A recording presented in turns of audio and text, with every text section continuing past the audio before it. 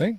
Hello, everybody. My name is Grace Bubeck, and this is another live event in the series of Living from Love. Welcome to all of you who are watching, and welcome also to Loch Kelly, who's joining us from Hi, Loch. Hi, Grace. How are you? Good. How are you? Good. I'm doing well. Nice to be with you. So, sorry, whoops. So I'm sorry, I just need to turn something off here. I'll be with you back in a second. Okay. Okay. So there's always little surprises in life.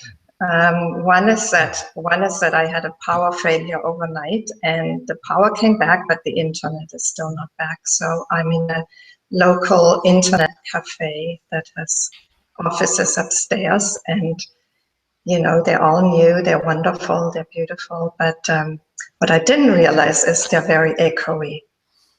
So the sound is a bit echoey today. I apologize for that. And so our theme today is living from open-hearted awareness, and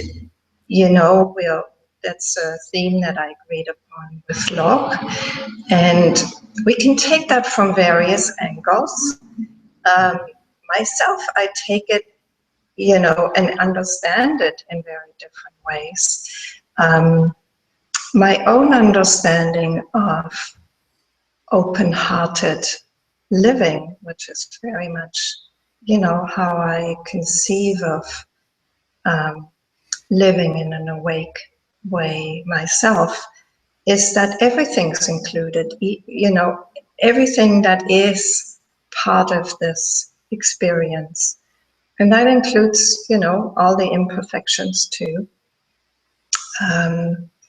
One of the imperfections that I see in this high definition internet is that you see a lot more wrinkles on my face than you usually do, because my internet connection isn't so good usually. So, it's like, how can that be included too? Of course. Yeah, of course. Why not? It is what it is. So the other imperfection that needs to be included is that I meant to bring Loch's book, but I had so much that I needed to bring to the office that I forgot the book. So my apologies to Loch. The book is called Shift into Freedom. And it's a very interesting book. It's very detailed. So for people who find non-dual teachings a bit abstract sometimes and a bit vague, this is a perfect book, because Loch, it's really an almost like a step-to-step guide into non-dual awareness. So Loch, it's a very unique book. I mean, I found it very interesting to read, and so I was wondering whether you would like to start off by just giving us the gist of what you feel you try to do in this book, and how you what you see as also the purpose of this kind of step-by-step teaching, which is quite unusual for non-dual teaching. Yes. So maybe we could start off with that. Sure. Yes, thank you, Grace, and it's good to be with all of you. Yeah, I mean, I think one of the things to begin with is to kind of distinguish what I mean by non-duality, which tends to be a little different than certain types of definitions. So non-duality from the more Buddhist perspective actually means two truths. So it means ultimate reality, pure awareness, and relative reality simultaneously. So non-duality is often defined as getting out of the dualistic mind and into this sense of pure awareness or oneness. And my sense of non-duality from another tradition is that that's the first step, and that often you step out of the small separate sense of self into awareness, and then awareness becomes your ground, but then awareness is discovered to be none other than form, energy, matter, and your particular sensations, emotions, and life. So you don't lose your sense of, when you come back, you don't come back to a dualistic mediator or manager. You actually come back to your heart mind, which is the sense of open-hearted awareness, which is both boundless and embodied, which is both transcendent and includes everything. Yes, thank you. That's very succinctly put. And it's interesting because, my own roots in terms of spirituality are Christian by childhood and then Buddhist by choice. So, the teaching about relative and absolute reality is obviously very central to all Buddhist teachings. Right. Yes. So how would you say you're still really in that framework mostly, or what makes this teaching closer to non-dual teachings than the usual Buddhist teachings? I mean, I think again, the definition of non-duality that most people know is more from the Advaita Vedanta, which is more that the definition of non-dual means not dual, not dualistic, or pure awareness. So, yeah, Buddhist definition means that you are, more from the Dzogchen and Mahamudra traditions, which are the non-dual traditions that I studied with people in Nepal and, like Tulku Urgyen Rinpoche and his sons Sokni and Mingyur Rinpoche, is a fully embodied, awake, inclusive dimension of consciousness. So what it is shifting. It almost includes a number of shifts, so that the initial shift, what I call waking up from the sense of a small sense of separate self, which is really experienced as a looping pattern of thinking, where it creates a thinker that's kind of in your head and looking out of your eyes. That feeling opens or collapses or deconstructs or lets go or is seen through, whatever that language is. And the first discovery is often this kind of expansive, boundless, non-conceptual, thought-free, alert, empty awakeness. However, some people set up camp there, and yet many of the people who come to me for individual sessions are caught in this kind of getting it and losing it. So they can meditate in that state, but then they have to come back to the original operating system in order to live or function in the world. So what I do is I kind of lead people through the next stages of not only waking up from, but waking into awake awareness, not as an experience and not as a recognition, but as a realization that that's the ground. And then as awake awareness, coming into an embodied awareness, so that we start with the Zen saying, form is emptiness and we don't stop there. We also realize that emptiness is form.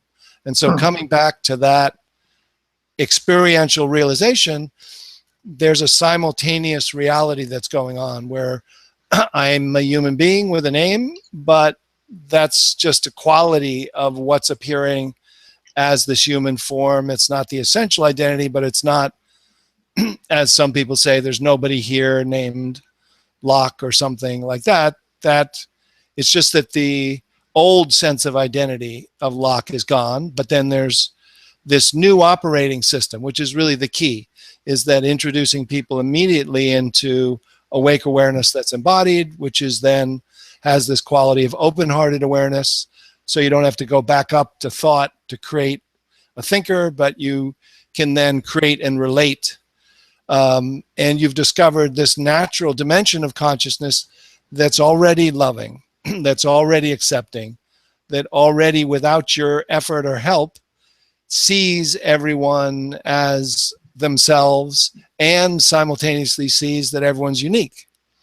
So that's kind of the, rather than trying to be open-hearted, rather than trying to be, create loving kindness or meditate on these qualities of compassion, my sense is that we can learn to shift out of that dimension of the doer and yet not remain halfway there as the transcendent awareness, but intentionally from awareness as awareness has intention, can rediscover and this dimension of consciousness which is already awake and embodied and related to others. Yes. So Yes. that's kind of the, it's not adding that many steps, but it is adding a few important inquiries, a few important levels or discoveries or types of waking up. So I wake up, wake in, and then wake out to relating and creating with others.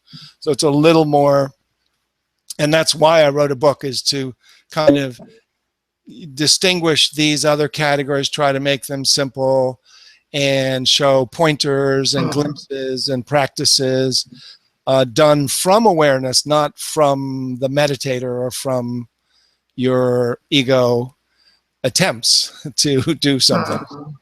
Yes, yes, yes. Yeah. Beautiful. Yeah. Thank you. It just occurs to me to maybe ask, Buddhism has a very practical and very psychological angle onto things, and that's one of the things that's very helpful.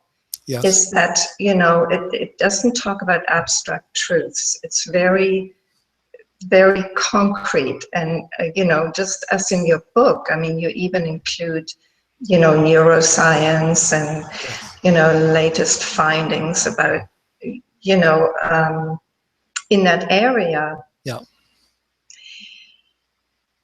And you're also a psychotherapist. Yeah. So you also work with people at the, at the level of the mind, the feelings, the emotions, the perceptions, the beliefs.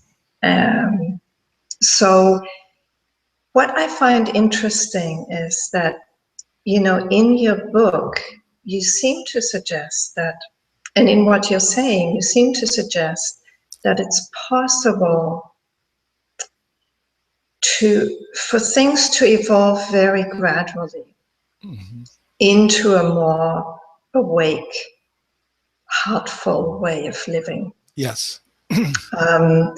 And, for a lot of, in the non-dual tradition, right, a lot of people teach something very different, which is that, the emphasis is put on that shift of awakening, of kind of getting it. And of course, everyday awareness, the egoic mind makes that then into a goal. Yes. That needs to be achieved and it needs to be maintained. And that creates a lot of trouble because then there's a suffering that comes from getting it and losing it. That's right. And getting it and losing it and going back and forth and back and forth. Yes. Yeah. So how do you see that? I mean, do you think there's a truth to these non-dual teachings of there really being a true shift? And in some people, that shift can be experienced as quite radical, and, Yes. it blows things wide open, and for a while people aren't functioning very well. So that is a reality, but it's not a reality for everybody. Yes. Yes. I mean, my feeling is that I'm not coming from the gradual path tradition of Buddhism. However, I'm coming from more the direct recognition, gradual unfolding. So there's still that first shift, but then there actually is not a staying as the totally transcendent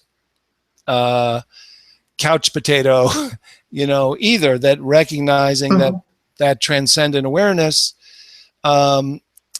moves from what would be considered the initial waking up or a recognition or a first stage of realization of transcendent awareness is always inherent within the form, and it doesn't have to be lost when it includes this precious human birth.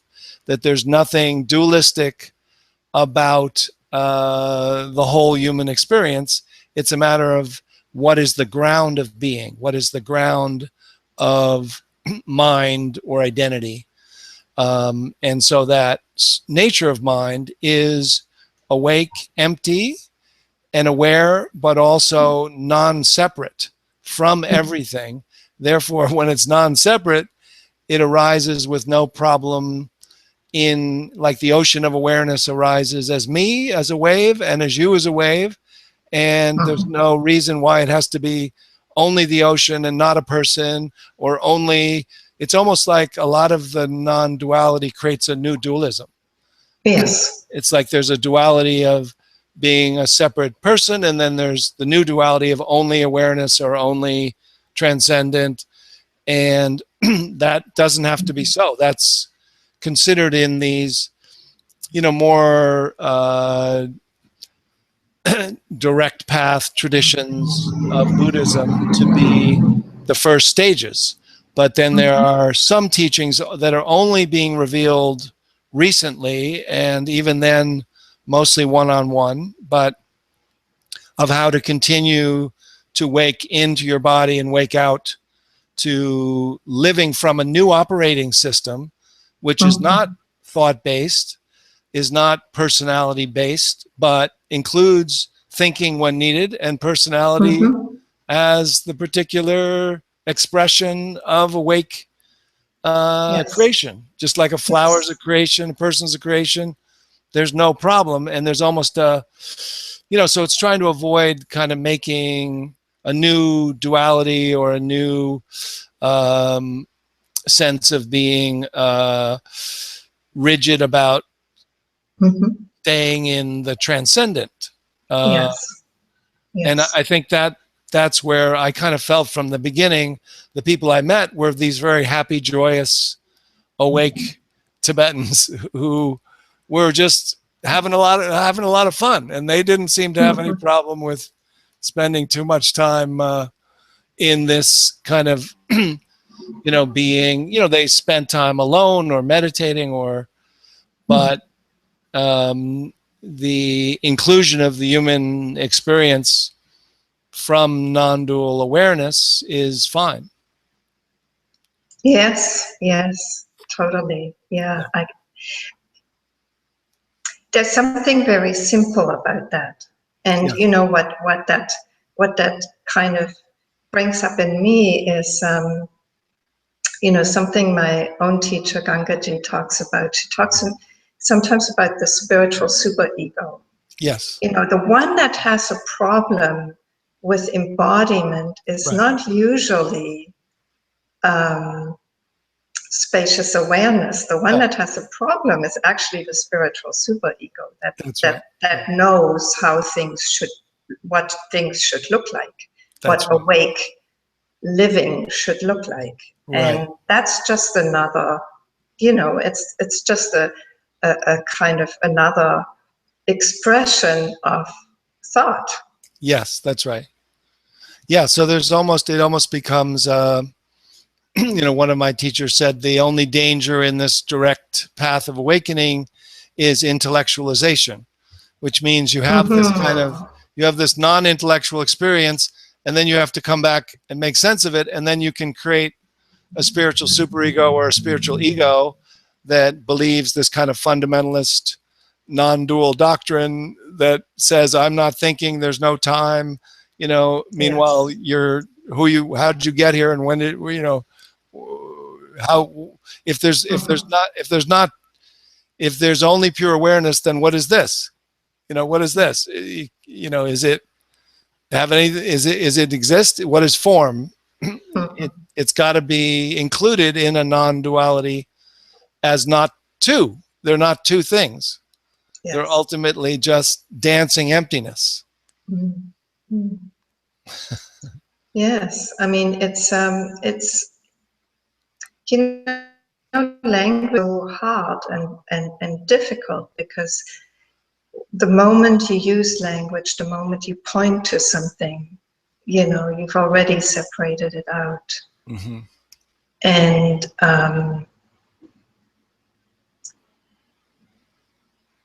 it's such a habit of the mind. In fact, that's how the mind functions. That's right.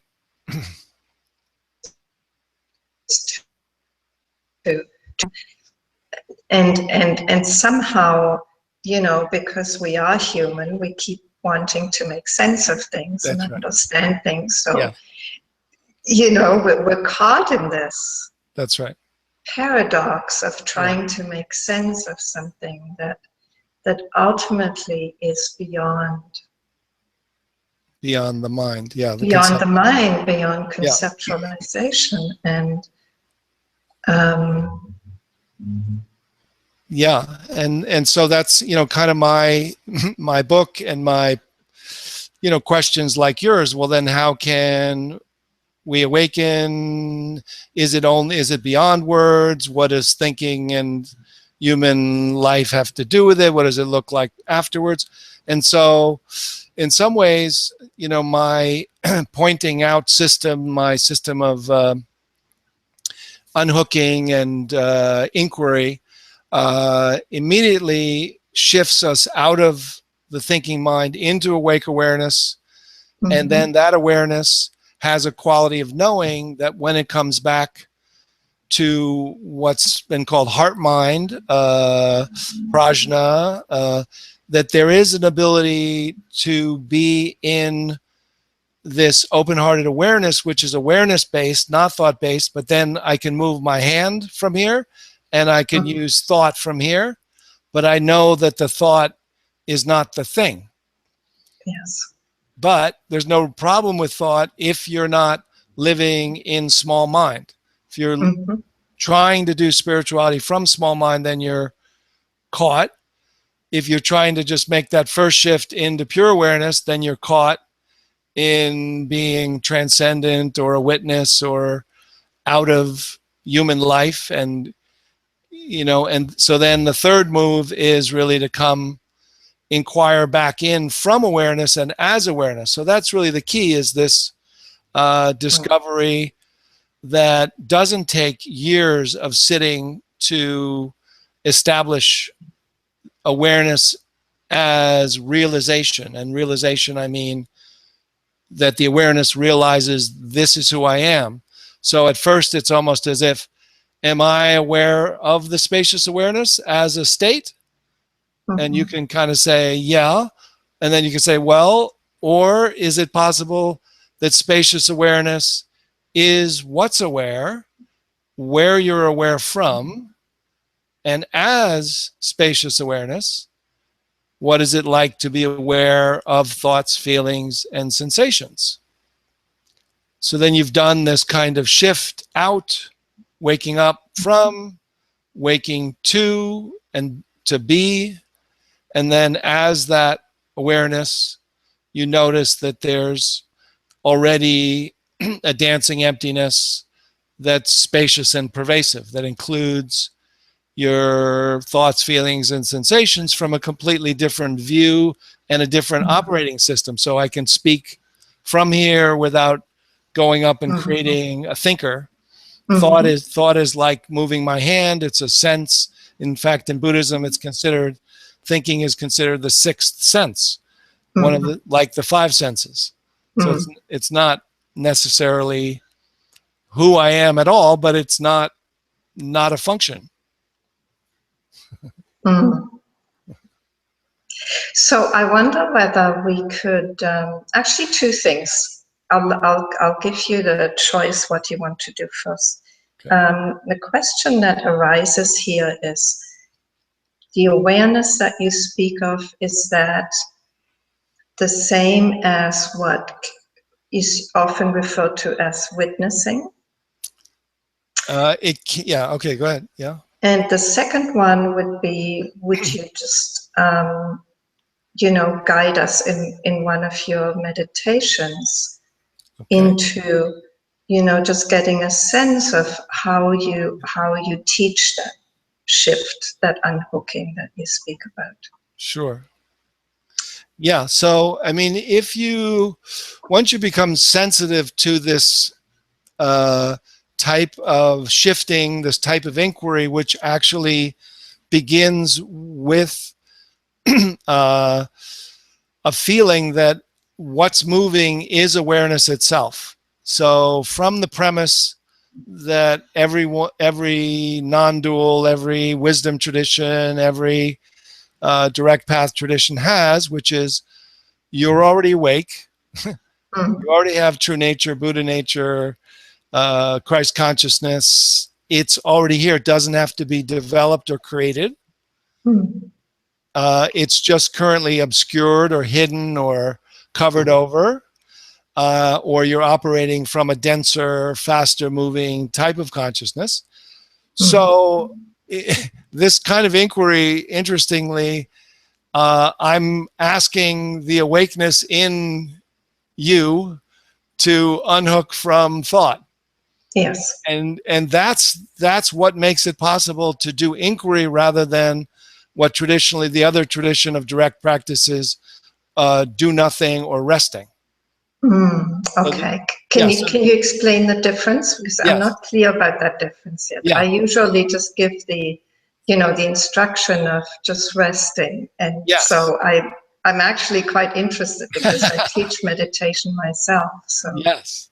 Yeah. So the two, as I've looked at all the, many of the traditions of wisdom traditions, direct recognition, realization traditions, I kind of found that there's probably a third, you could say inquiry has a couple different parts, but, or styles, but basically what I call the resting method and the looking method. So the looking method is kind of inquiry. So the resting method, the simplest way is to describe it as, I find is the Zen saying, muddy water, let stand, becomes clear.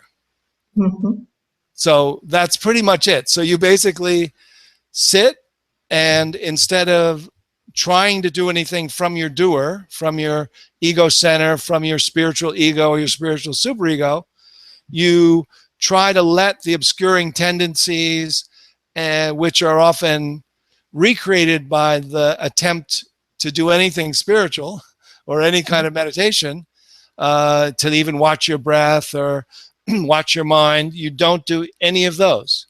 You just let the witnessing, the watching, the monitoring, the fabrication, the creation of states rest until what's behind it shows up, or what's subtler and more essential becomes more primary. Now, that can happen in 20 minutes or 20 years or 20 lifetimes.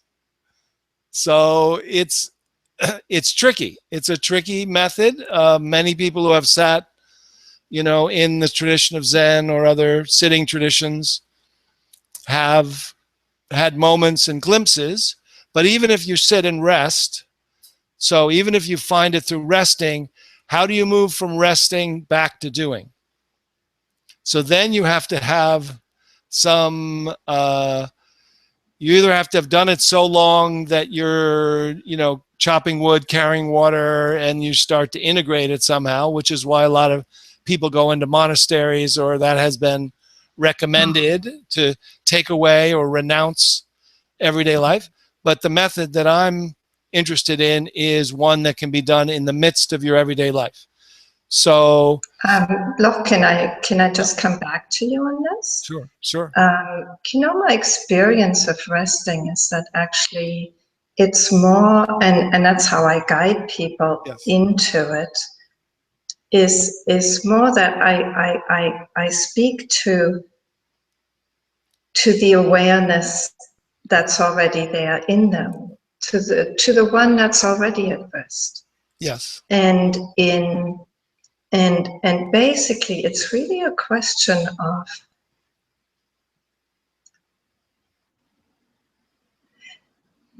allowing all the doing to just dissipate back into where it comes from, which is that resting. Yeah, that's right. And so the doing, when the resting becomes the primary, the primary state of awareness, or the primary mode of functioning, the doing arises out of the resting quite naturally. I mean, I don't see there to be a need to withdraw into anything. Right. Maybe I'm just, maybe it's just using different words, but what you're saying, it's almost like, there's a letting go of the thinking, doing, efforting. And then what is left is natural resting. Right. But it's at the same time, it's true that the self-inquiry is still succinct. It's about, it's a looking that's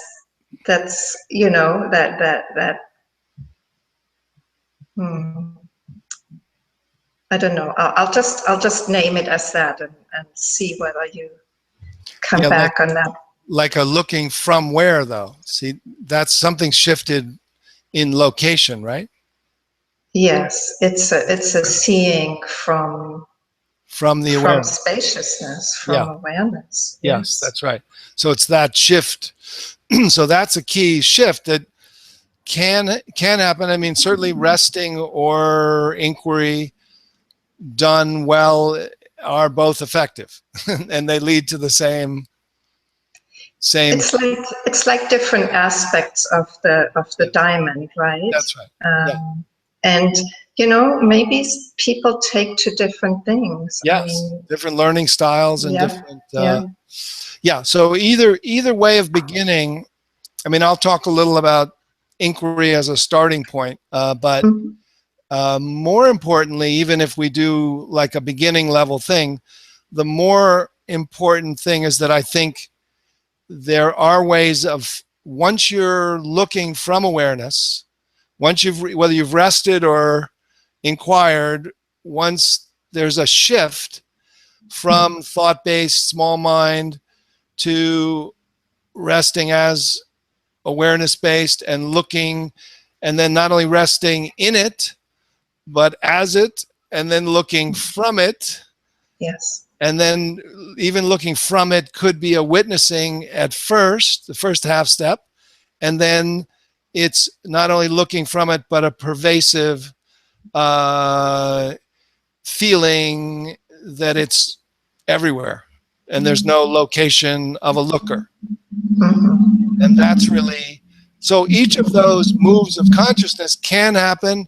But my experience, having taught for 30 plus years in all sorts of ways was, and knowing many colleagues and others and being sitting in retreats and asking people afterwards, it's very rare to, Mhm. to, um, to have it naturally unfold all the way, to have it unfold to the first step during a meditation, a little more possible. And certainly people have those glimpses or those retreat experiences or 20 minutes in the morning. Some people can find it regularly, but my sense was, okay, if you could feel what the principles are, if you could actually, once you are the looker, once you are the seeing without a seer, once awareness is primary, then my question becomes, okay, so then any doing now is from there, it's not from a doer.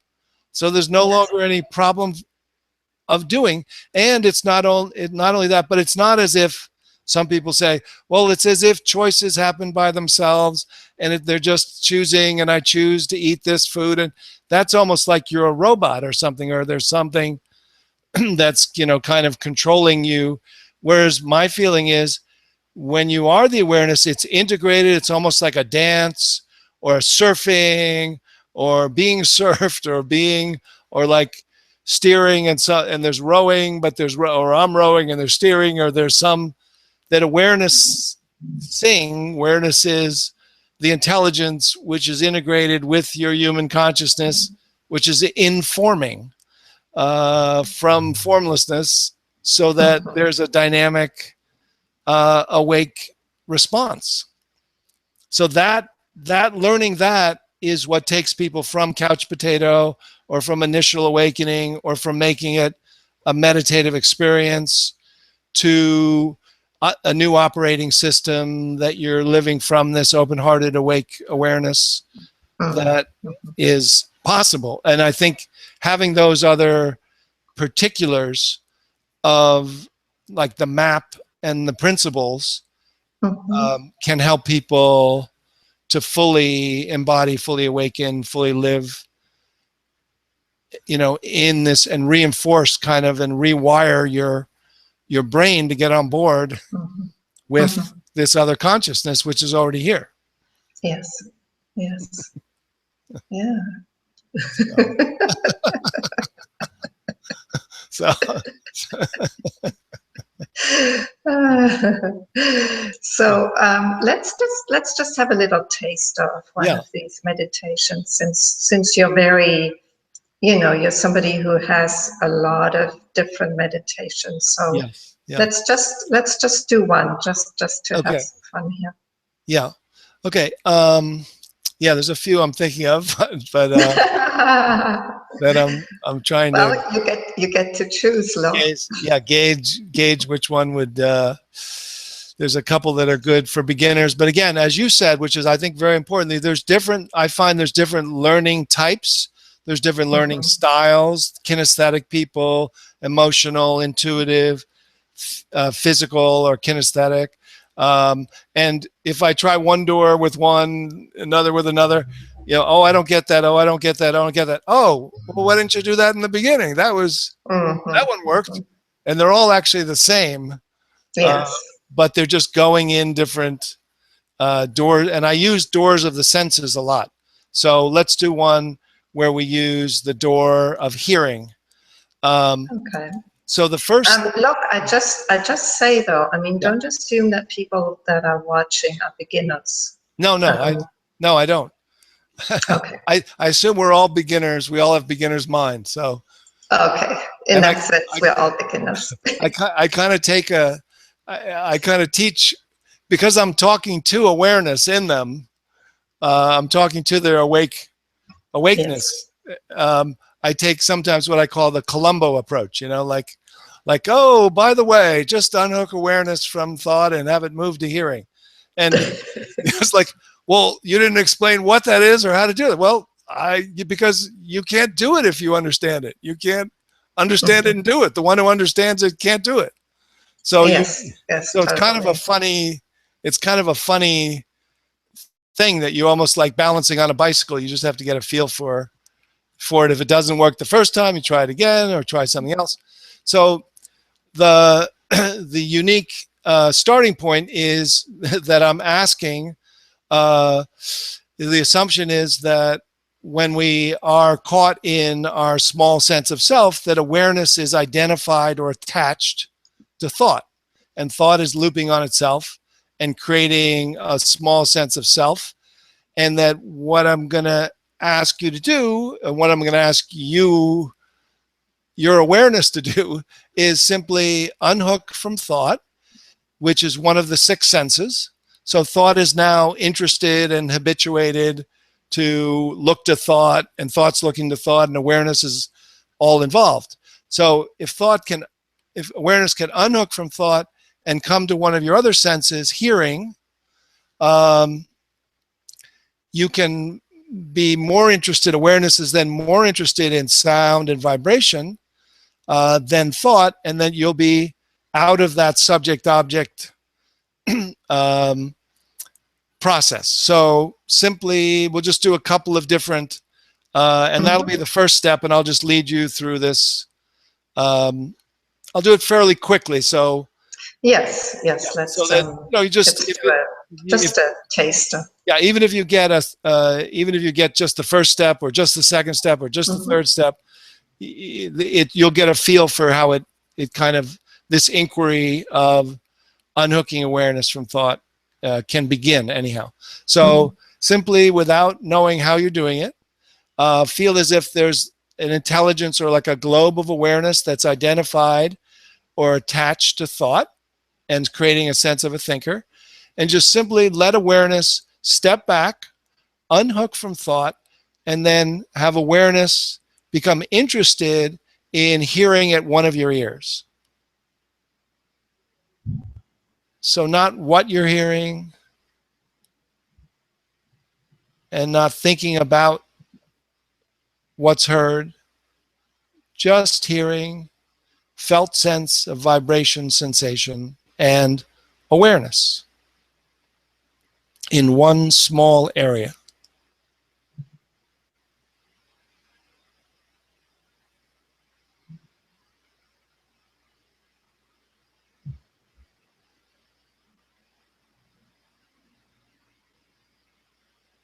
And just as awareness can unhook from thought and come to a small area of vibration and sensation of hearing, neither hearer nor heard, just hearing, awareness can also unhook from hearing and open to the space in the room. So awareness can open to larger and merge or become interested in the space in which sound is coming and going. So rather than interested in sound, just see what it's like if awareness opens to merge with space, to be interested in space, until you discover that awareness is all around, so that you're actually aware of spacious awareness. So there's kind of an awareness that's aware outside of you, and it's aware of itself. So just feel this boundless, contentless, timeless space that's aware of itself.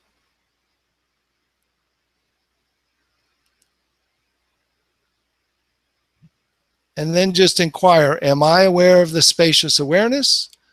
Or what is it like if I'm aware from spacious awareness?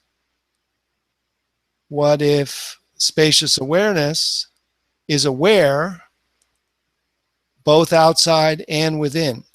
So spacious awareness, aware of thoughts, feelings, and sensations, both spacious and pervasive, like a continuous field of formlessness arising as form, and feeling as if you are aware from outside and from within, so there's neither outside nor within.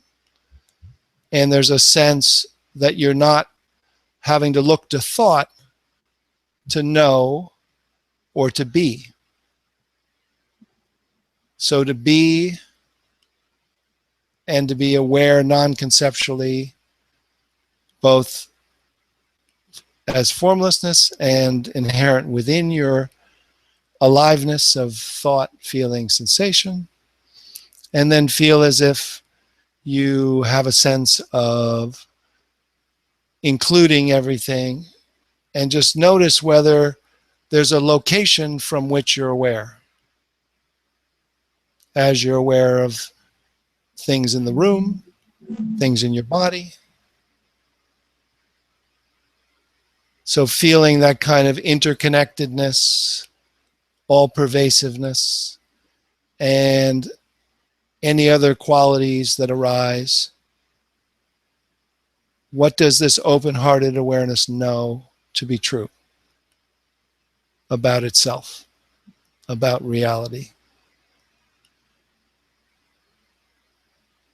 And some people who speak or ask questions can report what they've found. So from here, you just feel like you have dropped from head to heart. You've opened to the spacious awareness until you've realized that you're located in the spacious awareness. As spacious awareness, you are none other than form and formless, both nowhere, everywhere, and here, interconnected, creative, be able to be creative and relating without going up to thought, to know that all is well, and to be without doing. And just rest as this already awake awareness that doesn't even need your help to be aware.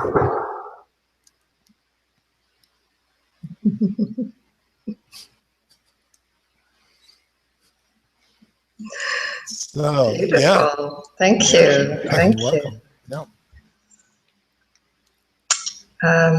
It's very interesting.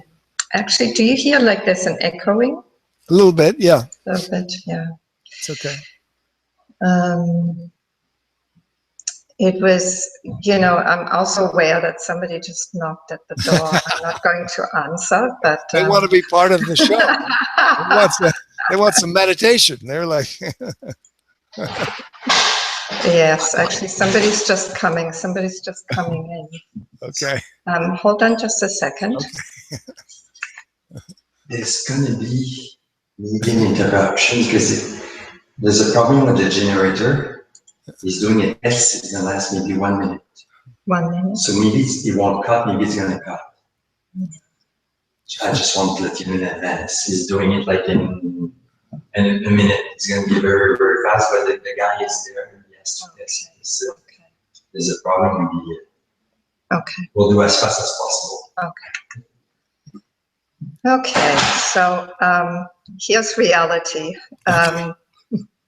There's somebody testing a generator in the house, and it may be that we get interrupted. All right.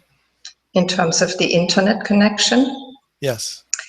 If we do, I'm just going to have to restart the Hangout and re-invite you, Loch.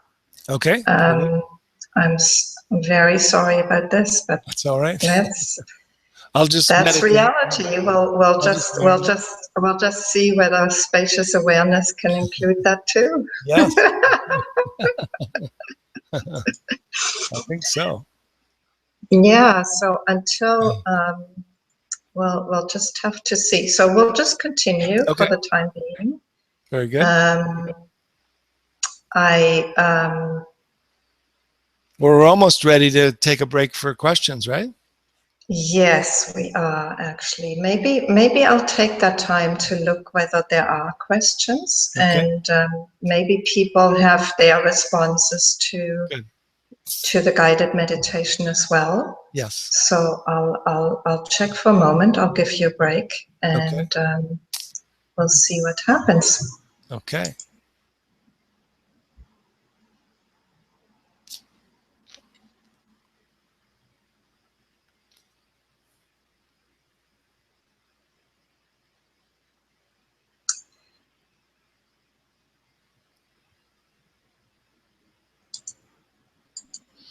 Can you still hear me, Loch? Yes, I can. Okay, I'm here. perfect, great. So just wanting to say hi to people.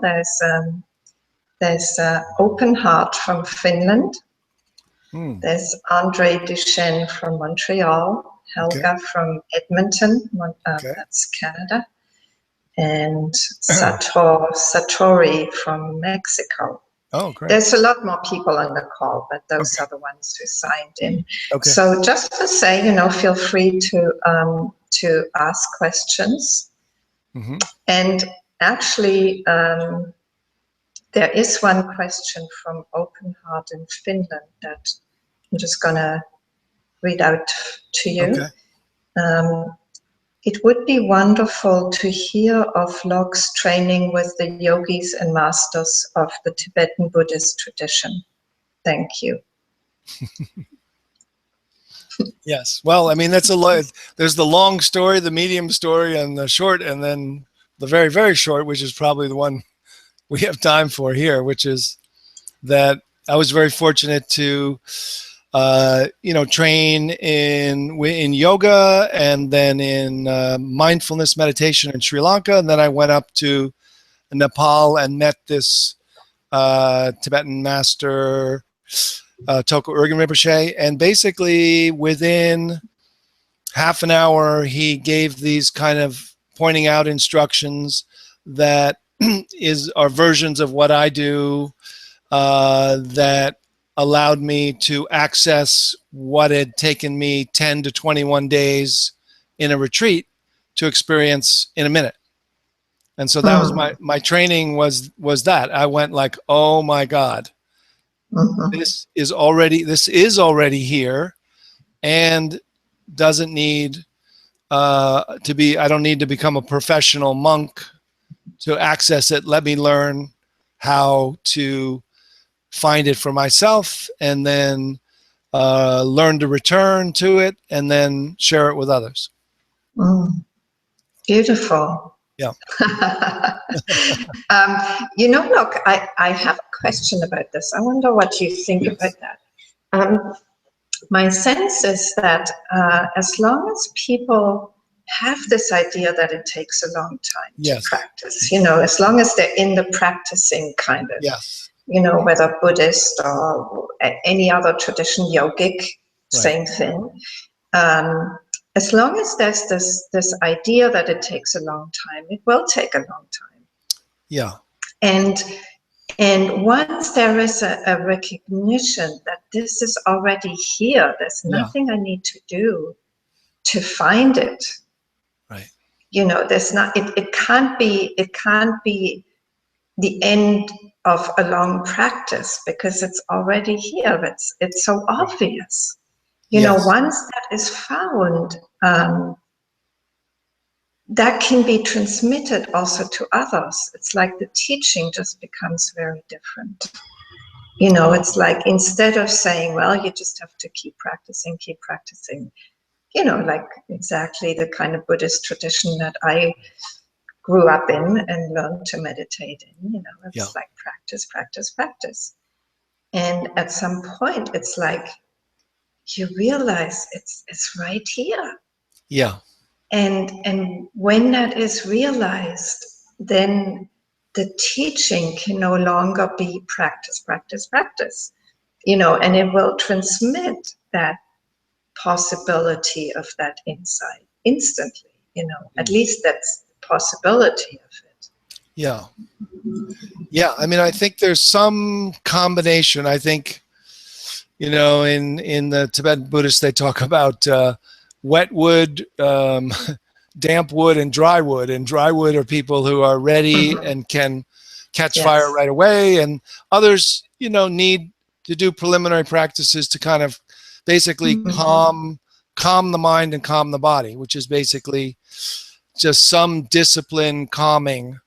However, I find that in teaching beginners, having taught mindfulness meditation to beginners, it's just as easy to learn this kind of direct introduction to spacious awareness because you immediately experience a calming when spacious awareness comes back to include your body, then your body and mind are immediately calmed. So there is a way to use preliminary practices and accept that some people will need to do whatever they need to do. However, I think the most important thing is say that's not the only way. And there are ways that people should try a direct way that includes the understanding that we're calming and focusing from the awareness, and see whether my experience is that people take just as little time to learn the basics of direct recognition as, you know, one-pointed meditation and mindfulness. And then there is, however, there is kind of a, you know, an unfolding or a rewiring of the brain and body, or a, you know, setting up of a habitual, breaking the old habit, untying the reoccurring knots or detoxing of traumatic parts, or healing of psychological patterns, that is part of an ongoing daily inclusion that, you know, you could call it a practice from, but what you've done is you've actually are doing it from open-hearted awareness rather than from your ego trying to prepare to clear. And basically my contention is that you can only grow up so far until you have to wake up. And then once you wake up, it's important to continue to grow up, because you can also do a kind of spiritual bypass, which we've seen from some teachers and people who kind of think, oh, well, it's all Leela, it's all play, and I can just do whatever I want. And they're kind of at a adolescent stage of maturity. So waking up and growing up are both important. And the part that I'm trying to show how to do is the initial waking up that can be simpler, more direct. We can get on right onto it rather than feeling like there's a full 20-year period of preparation. Yes, yes. Yeah. You know, I totally agree that some people, you know, there's like, people can be so caught in the egoic trance, you know, or the egoic mind, that it's so strong that somehow that needs to kind of come undone a little bit. Yes, that's right. Before the kind of switch can happen, you know, and you know, let me say one more thing. I think that's important. That I find with beginners is, one of the reasons for my particular method is I actually introduce them to the new ground of being and to the new operating system as quick as possible, rather than spending too much time in the transcendent pure awareness, because the ego will start to develop defenses against it, and it also gets scared. It's scared if it doesn't know what's going on, and it wants to avoid the void. You know, that's, you know, rule number 7, you know, is avoid the void at all costs. So as soon as you go into the void, it's going to come back and go like, don't do that again, you know. Yeah, but that was really pleasurable, wasn't it? Oh, yeah, but what are you going to do about this? And what happens about that?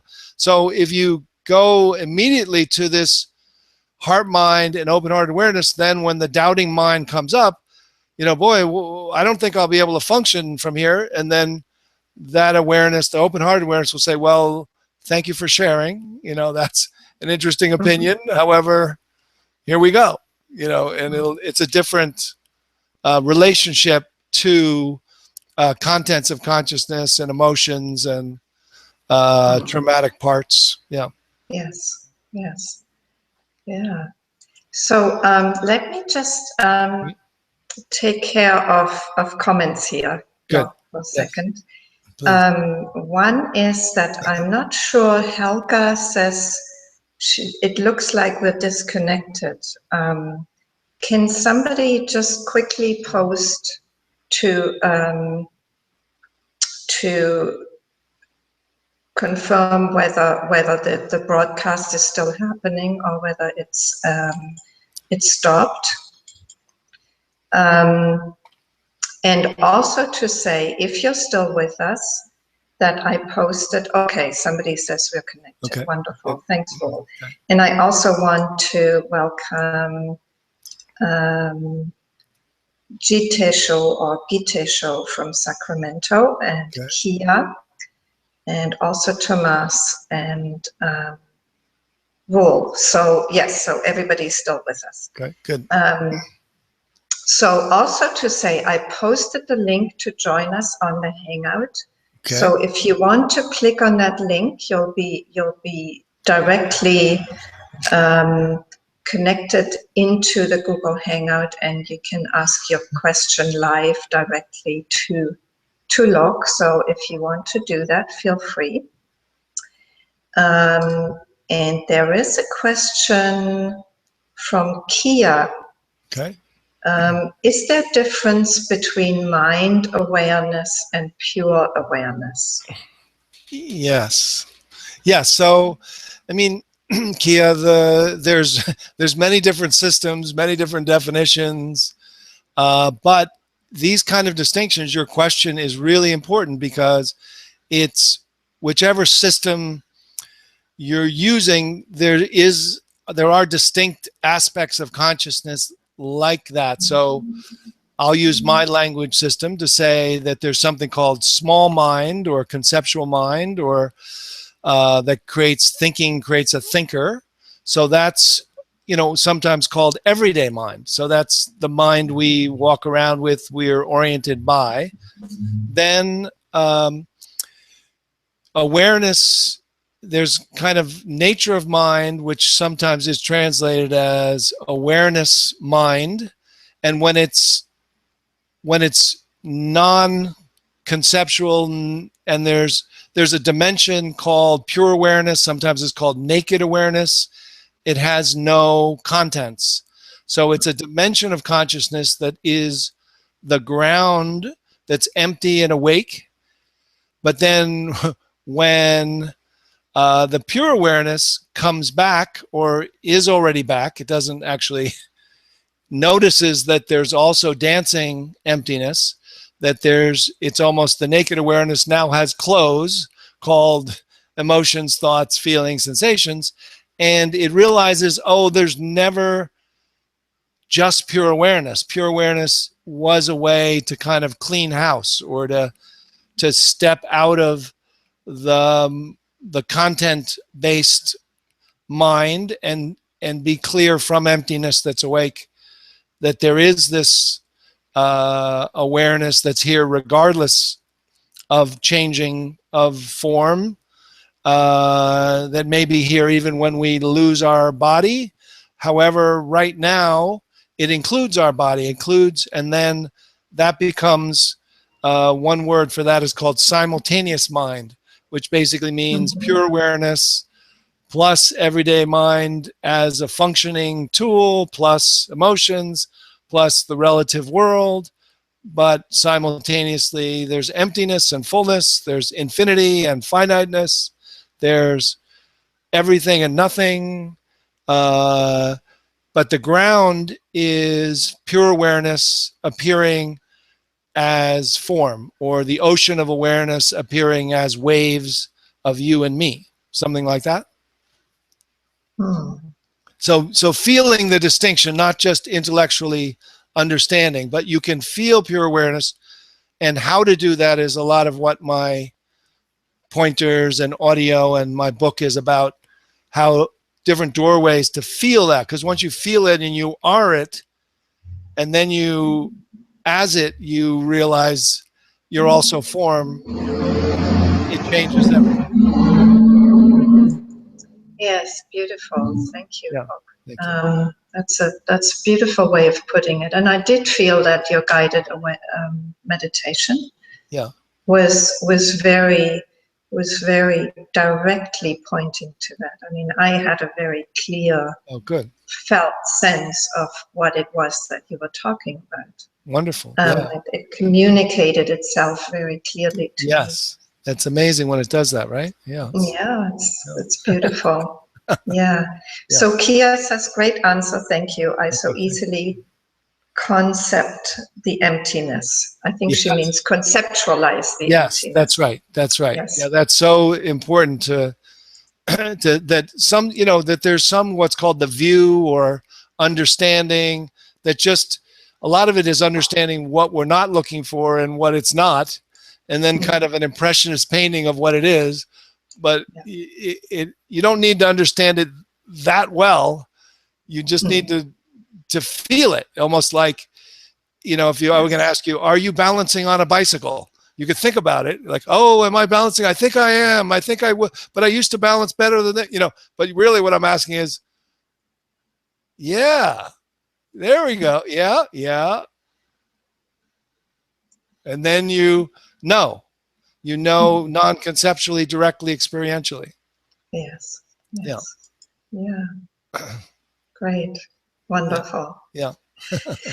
So, my sense is that for people who are maybe less resting in that, it can be very helpful to keep following these pointers. Yes. Yes. So that the experience becomes not just a momentary felt sense, but a more habitual felt sense. That's right. Because there is this transition, somehow that happens, that's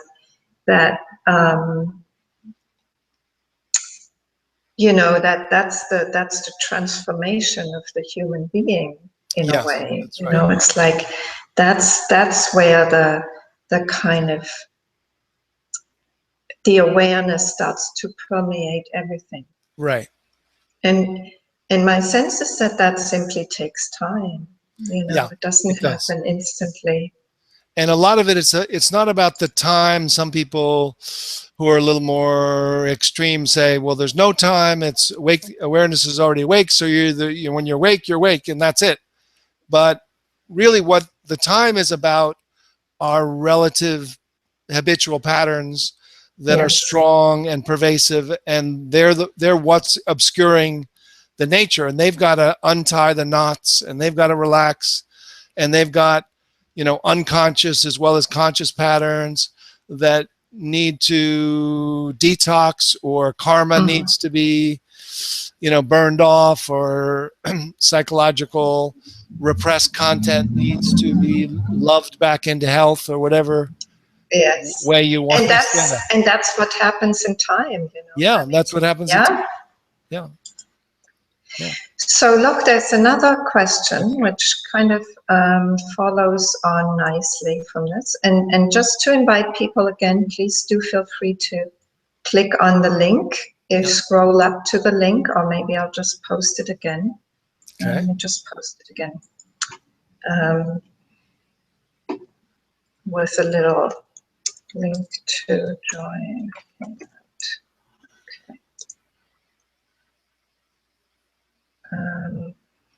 Okay, I just reposted the link. Okay.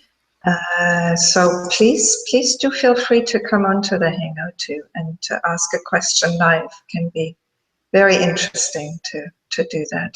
Yeah. So there's a question from Tomas from Poland. He says, I suffer from schizophrenia. Yes. Any advice about taking medications and awakening? Yes. So, interestingly, I have a very, very strong background in having worked in psychiatric clinics for many years, for 10 years, inpatient psych emergency rooms, 10 years in community mental health with people, who had diagnoses and were on medication. And I know a number of my students who are on antidepressants, and are, very realized people, and the medications about their biology. So it's almost like, if it works, and if it's helpful, and if there's not side effects, and if you're, then it's like people who take insulin for diabetes. If it, because you're awake doesn't mean your insulin will necessarily, but there's certain kinds of depression that can be cleared up and anxiety that can be cleared up from awakening or from psychotherapy, and certain types that are helped by both medication and psychotherapy. And sometimes people are taking medication and they don't need it, but generally, I have a couple of students who are diagnosed with schizophrenia and manic depression and are continuing the supports of their medication and are continuing to go at their own pace for recognizing the other dimensions of consciousness, which are very loving and supportive and non-fearful and non-small and judgmental of themselves. And they get a lot of relief from some of this adjunct growing up and waking up, like all of us. Mm-hmm. And that's my experience, in my opinion. Other people have other opinions. I wonder whether it's also a very individual. Yes, of course. Question, in the sense that for some people, coming off the medication becomes possible as they feel more grounded in awareness. Yes. And as they know that this, there's sometimes it's given descriptions like the rock solidness, or like a rock, or there's a solidity there. Yeah. That can help the kind of the fluctuation that can happen with mental illness. Yes. There's biological. The question is how biologically based. The psychological can create biological, but there can be some that just needs to be like insulin and blood sugar. It just if you don't take it, you have no chance. It's just it's very biological. However, the amazing thing is that there's a certain kind of neurotic depression and neurotic anxiety, I guess, is one way to talk about it. But the remarkable thing is I've gotten so many reports from people writing in, emailing, that my long-term depression has gone away by doing your practices within a shorter period of time. And when I've talked to people, so, hundreds of people like that, and they've written on, there's even somebody who wrote a review on Goodreads and other sites, that on their own. And when I talk to people, it usually is kind of a neurotic or a mental obsessive worrying about worrying, and a certain, they're often very smart people. They're often too smart is the problem. Mm-hmm. They start to get into a way of trying to cope, and their defense mechanisms are defending against other defense mechanisms, and they're just worried about being worried. There's a lot of young people these days that I meet that are just having anxious, some young people who say, well, how are you doing? Well, I'm anxious. Well, what about your friends? Oh, they're anxious. How about the ones who have jobs and relationships? Oh, they're anxious too.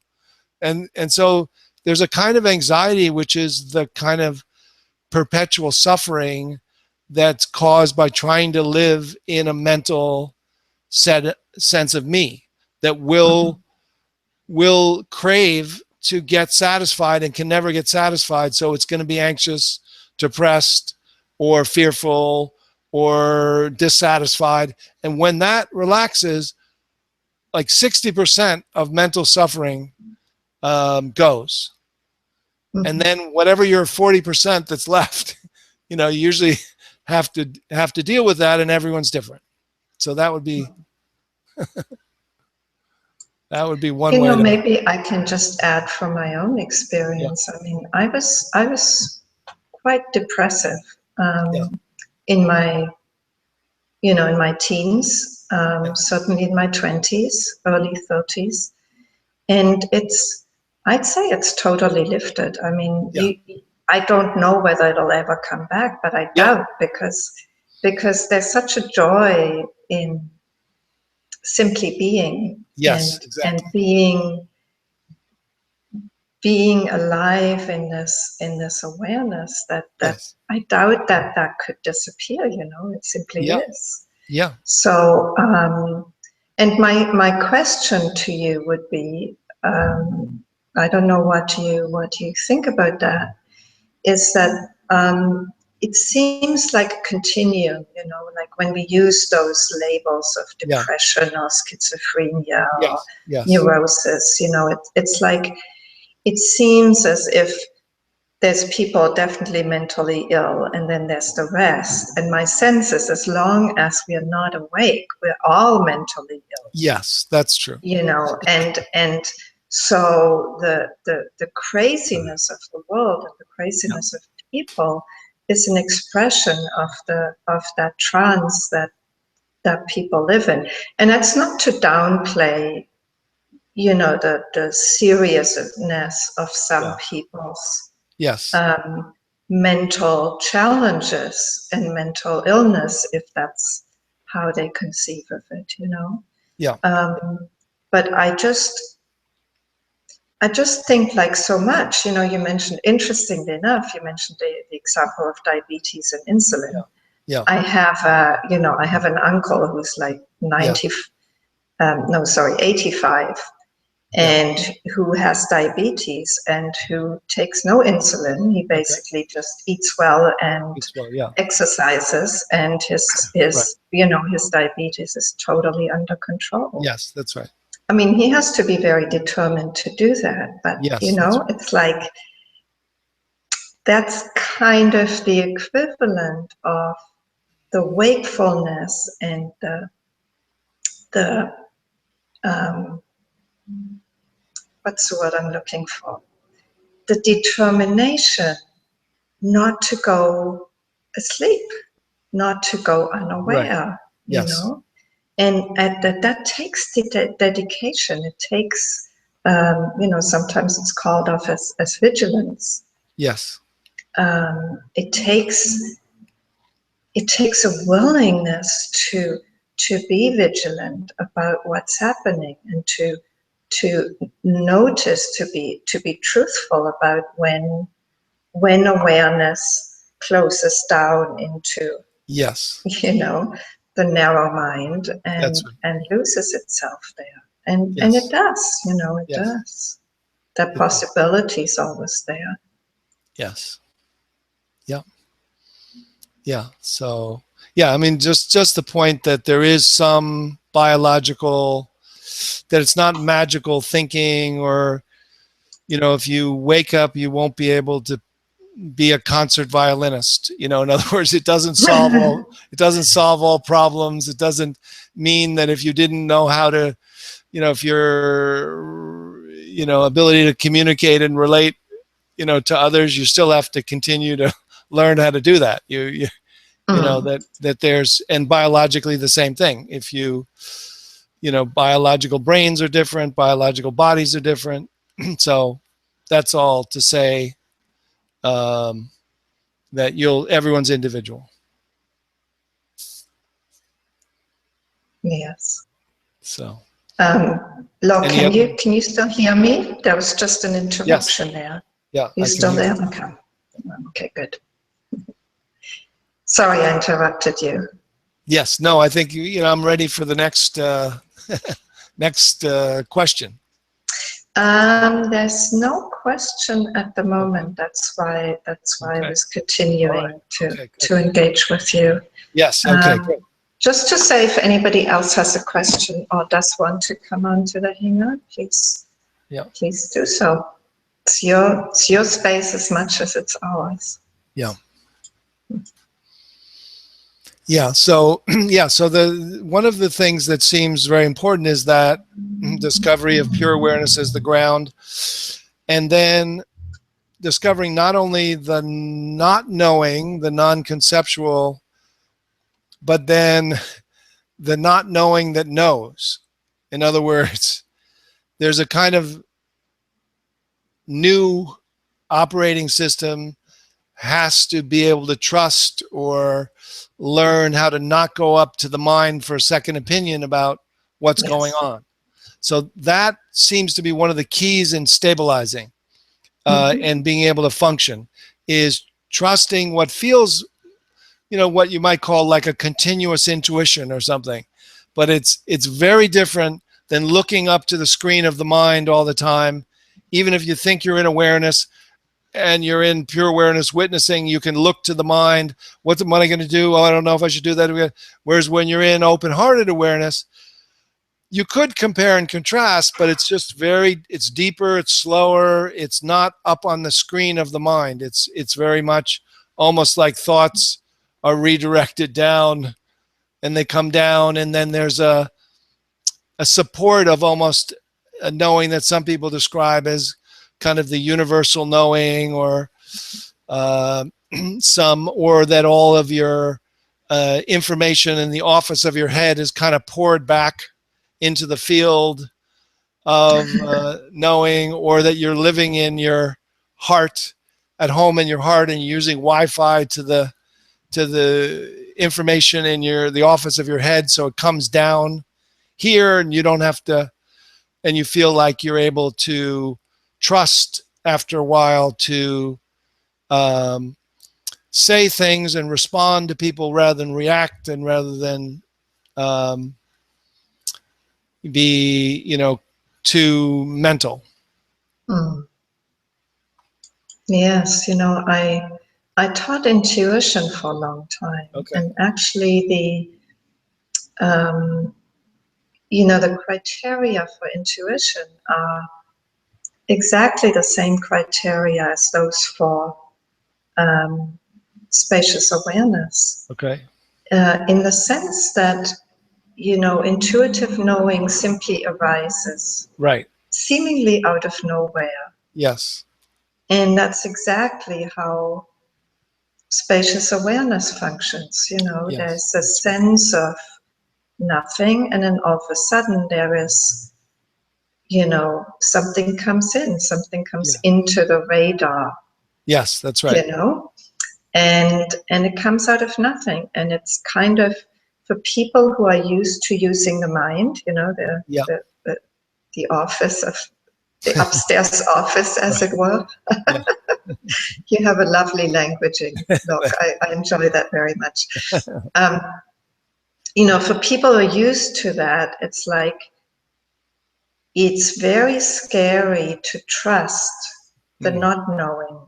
Yes, that's right. That the emptiness of not knowing, until something drops in, until something comes in that says, do this, or, yes, simply an inner movement to do whatever, or a sense that this is what's happening, or, it's like, it just comes in out of nowhere. It always comes in out of nowhere. yes. That's actually the creativity of emptiness, is something arises out of emptiness. That's right. Yeah. Yeah, and the thing, in my kind of teaching this map, or this continued inquiry, is to, just like Kia asked about the difference between mind and awareness, and that there is kind of the not knowing is a kind of stage that could lead to intuitive, but it could also lead to kind of just a blankness or freedom from knowing that makes you feel kind of comfortably calm, but you might not have access. So to really feel the difference between conceptual knowing and then not conceptual knowing, or having no, really feeling awareness for a while that is not thought-based, that's alert and awake and could have a thought, and thoughts might be moving through, and yet you're not orienting by thought, not getting on the train of thought, and yet remaining knowing, aware, awake, not, and that feeling of knowing from the awareness starts to starts to move from not knowing to a new kind of knowing. And that's a distinct kind of feeling to get, like, oh, that's different. That's the not knowing, and that's the not knowing that knows, or that's the heart knowing, or that's the awake, open-hearted knowing that then now I can speak from here. Now I can wait, and I start to get kind of a rewiring to language and movement as needed. Yeah. Lovely. Yeah. So, Loch, it seems to me like there's no more questions. Okay. And I thought, maybe we could end, because we haven't spoken much about the open-hearted. Yes. The heartful aspect of all of this. So maybe we could just end by you bringing that back in, like how you see that coming in. I mean, there's the Buddhist notion of the heart mind. Yes. That's not that familiar to people in the non-dual tradition. Right. I don't know whether you want to bring it in that way, or just how you feel the heart comes in. Yes, sure. Yeah, I mean, I think, one way to feel it is you can almost feel like when you're in normal consciousness, there's a longing for connection, there's a longing for love, there's a longing for clarity, for freedom. And when you step out into or discover pure awareness, there is the clarity and the freedom, but not the love. There's almost a detached or dehumanized, disembodied freedom, which is wonderful. You're free of the problems. You're free of the world in some ways. So then when you feel like that awareness is the ground and also includes your body, there starts to be a simultaneous feeling of being here and being alive, and then some kind of joy or love or okayness, safety, well-being seems to be a quality of embodiment, of the initial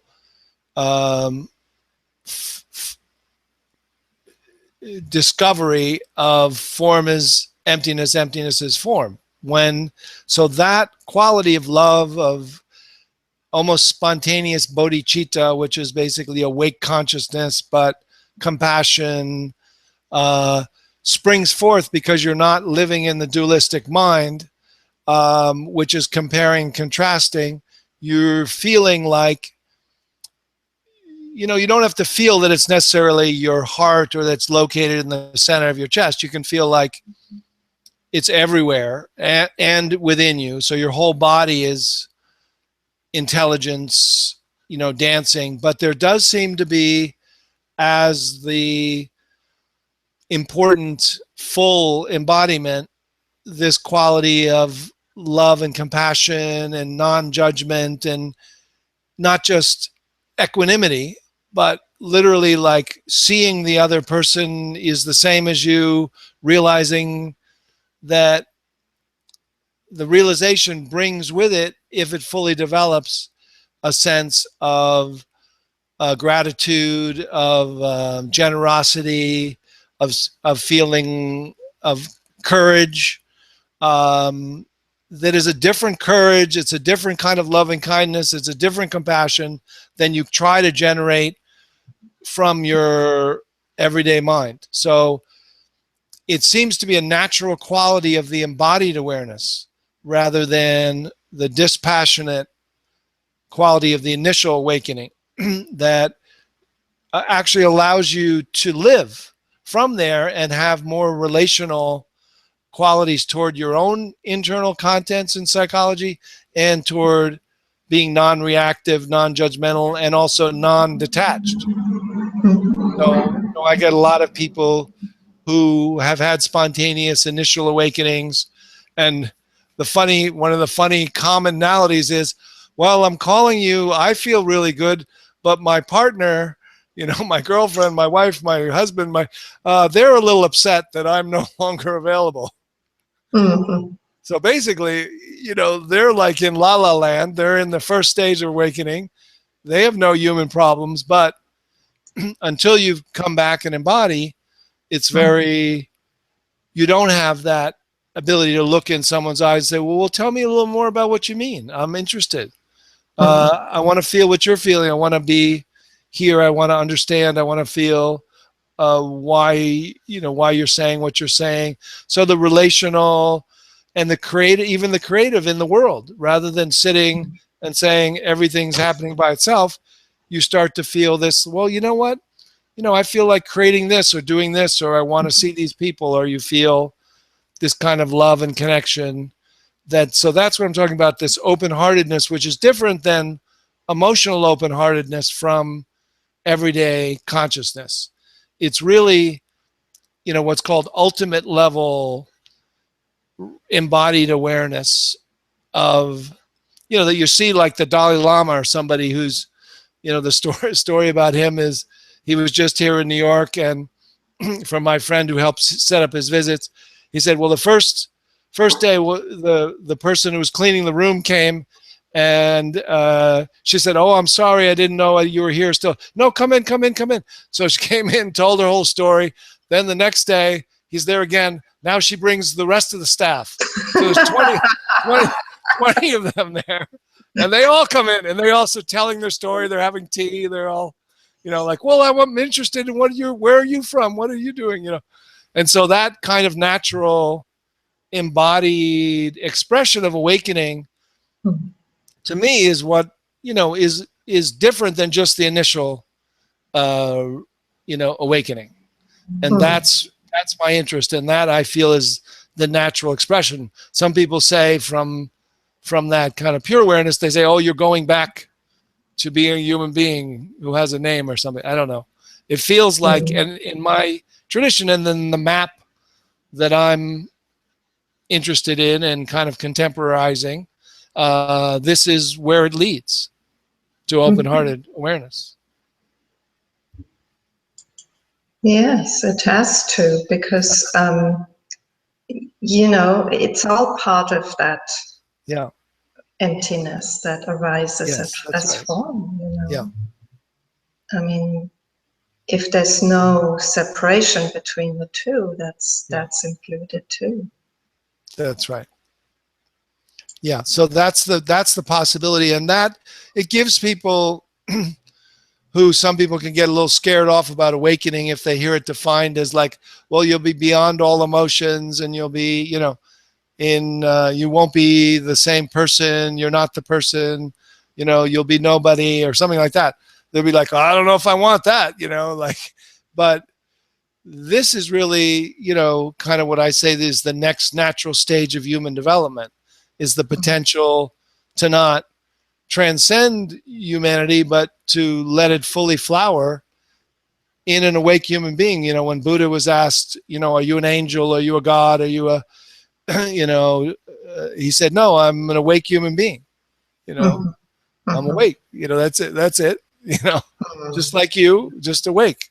So that's the hope that through kind of bringing our Western contemporary learning, science of psychology, science of neuroscience, but also our languaging and our very practical Western, like, how do you do it? Well, what are the important things, or why are we doing it that way? Can't we do it this way? Or that, there's a group of people that are really learning how to teach it and how to re-experiencing some of the traditional ways of teaching and of sharing and of awakening that can be, not intellectually, not creating a new intellectual model, but really a very practical, experiential how-to.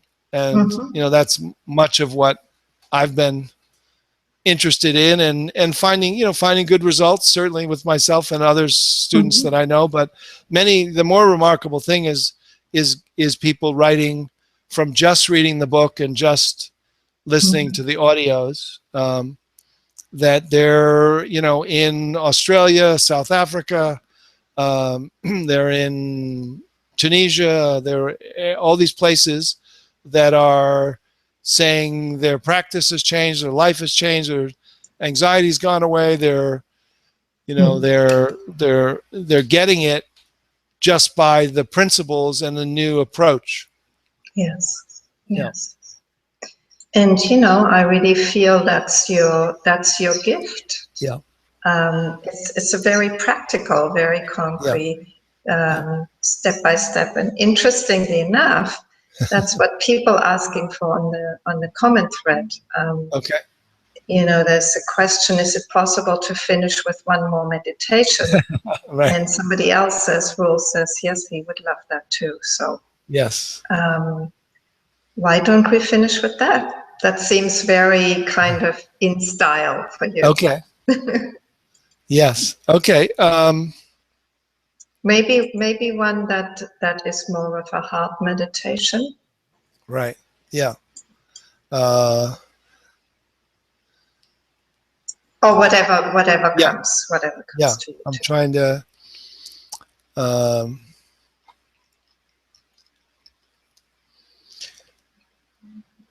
Yeah, I mean, well, let's do 2 short ones. Let's do let's do this first one, which is kind of it can work in itself, and it is also kind of one of the first stages, and it teaches you a little about what the feeling of unhooking is like.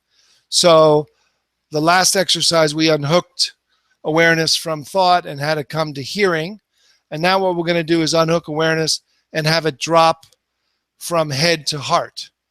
So from head to heart mind, or to the heart space. And then the key will be when awareness is identified with thought, then it's as if we're the thinker.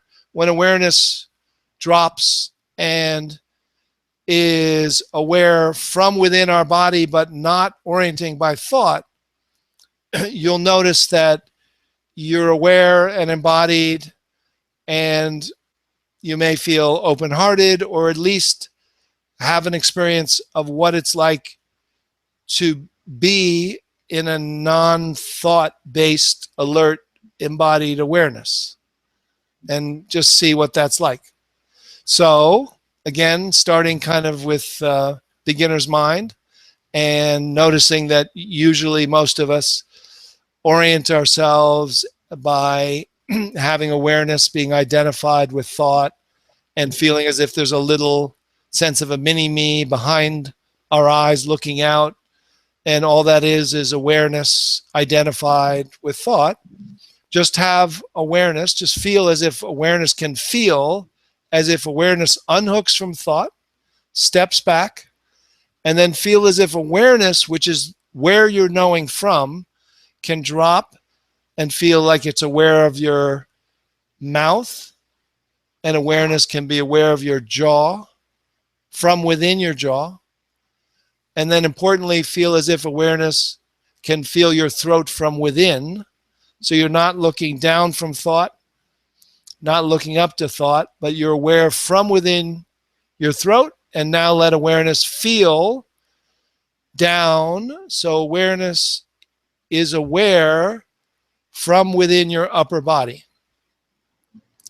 So awareness and this kind of aliveness and this space, aware, not from your head looking down, but it's actually awareness is unhooked and dropped below your neck. And now let this awareness drop into your kind of heart space, or just your upper torso, your heart mind. And just notice what it's like to not go down to sleep and not check with thought. So just dropping from head to heart, from doing to being, from thinker to awareness and the aliveness. Just see what it's like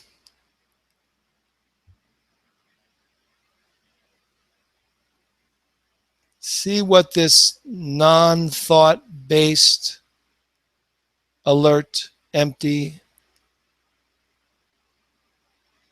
knowing is like.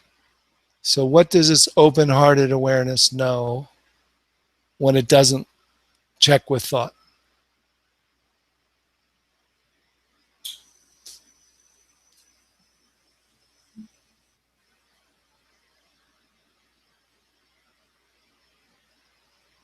And if it bounces back up, just unhook.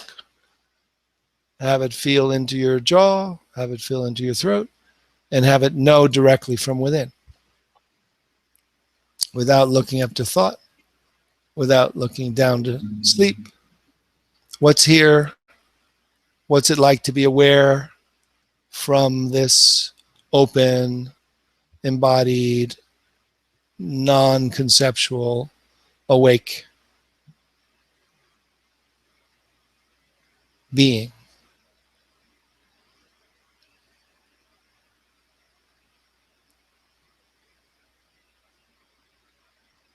And thoughts and feelings are welcome to move.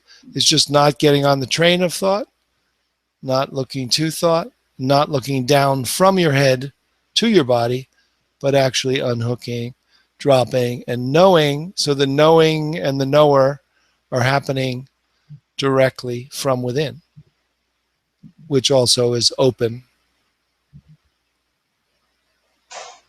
and inclusive.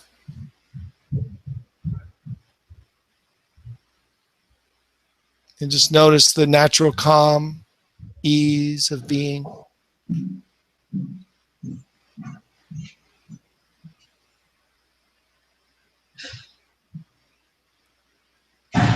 And then you can stay as long as you like in not meditating, but actually marinating.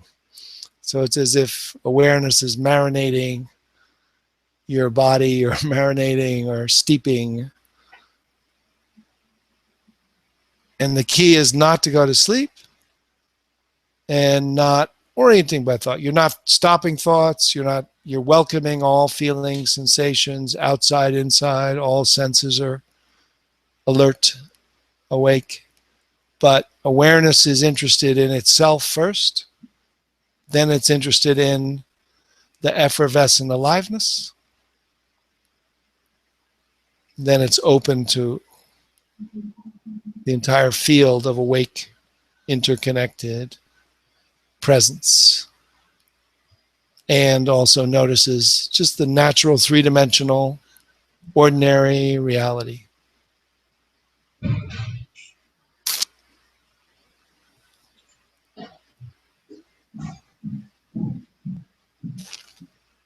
So that's a good little taste of that one. Lovely, thank you. Yeah. Yes, thank you. So are you proposing to do another one? Sure, I'll do one more short one. Let me just have a little water here. Okay, so this one is, especially for those who the other two didn't work for, this is kind of a immediate one. So the premise, again, is the only thing that's obscuring us from our naturally already awake nature is this pattern of thought in our head that's looping on itself and creating a little sense of a thinker or a mini-me. And then because that thinker, that judge, that commentator, we take it to be ourselves, it's almost like there's an entity in ourselves looking out of our eyes, and it's taking itself to be me, and it's looking, it's actually taken our body's boundary program and survival program as if, as an entity, it needs to get nourishment to survive, and it needs to protect its own thought-based identity to be okay. So it's always searching perpetually to solve a problem. It's looking to solve a problem, but it can never satisfy itself because it's not an entity and there's no food. There's no food and there's actually no, it can't be hurt because it's only thought. But it thinks it's got to perpetually be finding something, solving a problem. So when that relaxes, when that pattern of this small sense of separate self relaxes, you'll notice that what's here is your awake nature. And the way to do that is simply to inquire by asking yourself this simple question and then looking or feeling with awareness. What is here now when there's no problem to solve on the level of identity? So just hear the question and then kind of ask it to yourself, and then relax and look with awareness. What is here now when there's no problem to solve just now? What's aware? What's here?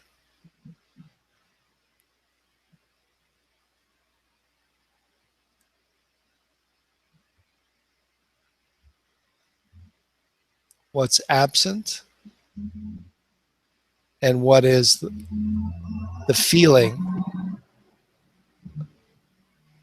of awareness and presence? What's here now when there's no problem to solve? What qualities show up?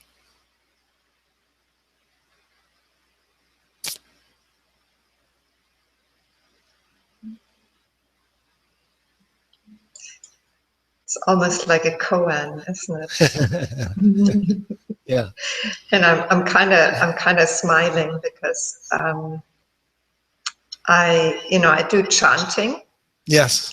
And recently I branched out into little songs, and Oh, yeah. the little song, my latest little song, starts with one line that says, "There's nothing to do, there's no problem to solve." There you go. That's it. That's the song. Yeah. Beautiful. That's the mantra. Yes, that is. And it's just to say, this is not about everyday problems. It's not about escaping situations, stuff to deal with. This is about letting go of a certain problem solver that's trying to solve the problem of identity.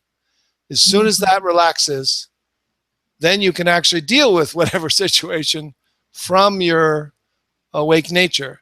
But it immediately relieves. I mean, it's remarkable how people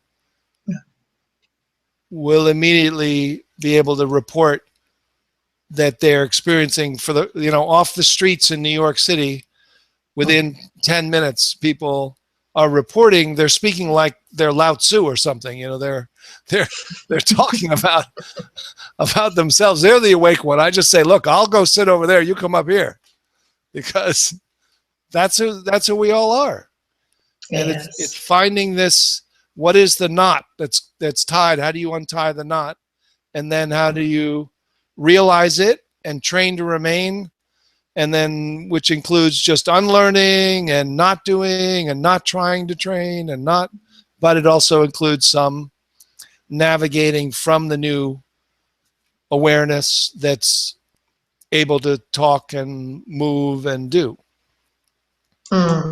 Yes, and that's something that I'm taking away from this conversation is, you're talking about the new operating system. Yes.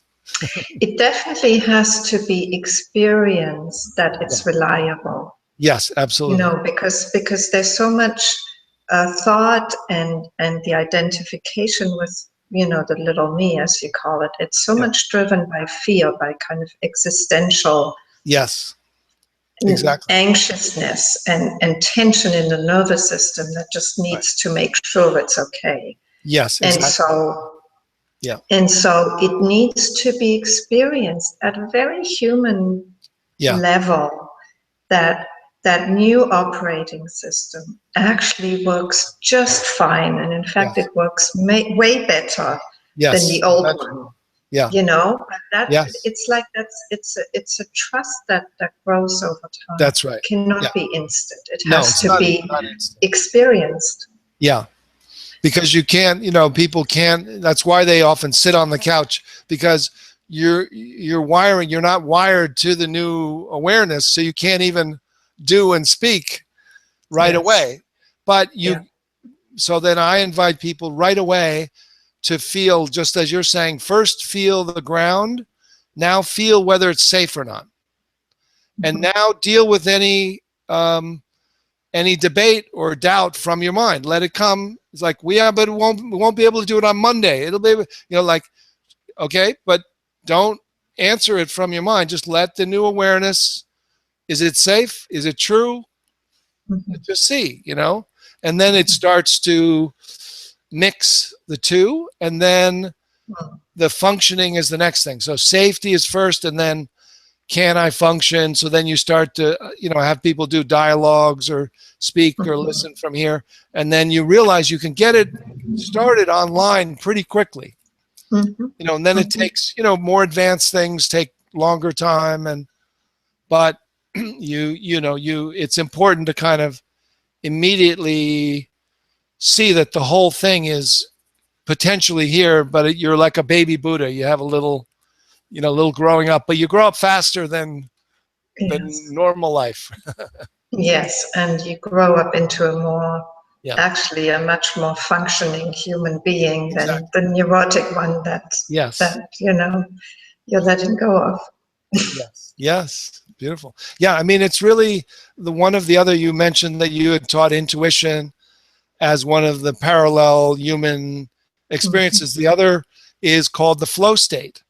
So people who are very highly functioning, the most highly functioning people report they're out of their ego, they're connected to their environment, they're able to not feel like there's no me here doing it. They feel very open, and they're functioning better than most of us. And that's kind of an aspect of what happens. Eventually, you're living from a highly effective flow state that has joy and connection and ease of being and ease of doing. Yes, totally. I mean, the flow state goes together with intuition. Yeah. Yes, that's right. Yeah. So, well, thank you so much, Loch. I loved our conversation. I loved the practicality of it and the concreteness of it. Thank you. It's a refreshing kind of angle. Yes. Compared to most conversations that I have. So just to repeat the name of the book, Loch's book, it's Shift into Freedom. I have and there's, you have it here. So, okay, let me just put that into forward. the picture. Shift Freedom. See, I didn't need to take it. You have it. That's fine. I'm at my office, so it's somewhere around.